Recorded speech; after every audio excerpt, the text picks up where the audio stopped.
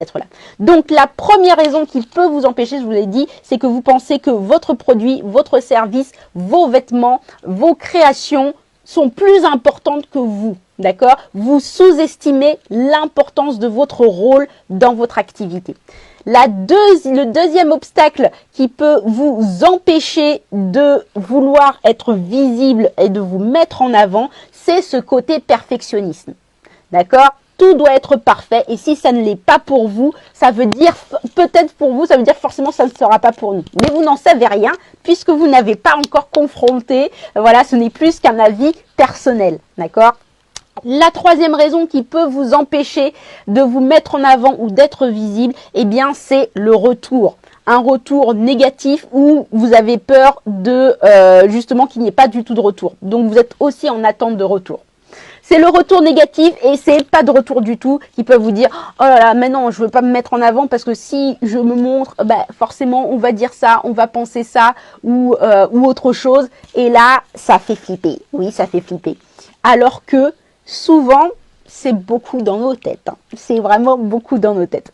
La quatrième raison au fait aussi qui vous empêche de vous mettre en avant, d'être visible, bah, c'est l'estime. Vous avez un petit peu ce manque d'estime en vous, d'estime de vous, pour vous accorder le droit d'être là. Souvent, c'est vous vous dites, mais qui suis-je pour parler de ça? Qui suis-je pour? Il y a tellement de gens qui le font mieux que moi. Il y a tellement de gens qui font du conseil en image. Comment moi, je pourrais amener mon édifice, ma pierre à l'édifice du conseil en image, par exemple? Mais si, ça, c'est le fait que vous ne vous estimez pas assez. Chaque message mérite d'être entendu. Votre message mérite d'être entendu et vous méritez d'être là. Donc, si vous pensez aussi, vous prenez cette importance de dire, bah oui, j'ai le droit. Vous avez le droit d'être là. Vous avez donc le droit d'être visible. Vous avez le droit de faire des lives. Vous avez le droit de faire des stories. Vous avez le droit de vous montrer pour porter votre message. Et enfin, le cinquième obstacle, et je trouve que c'est l'un des plus gros, c'est que vous ne vous connaissez pas assez. C'est la connaissance de soi, le manque de connaissance de soi. On ne se connaît pas assez pour savoir quel message on a envie de délivrer.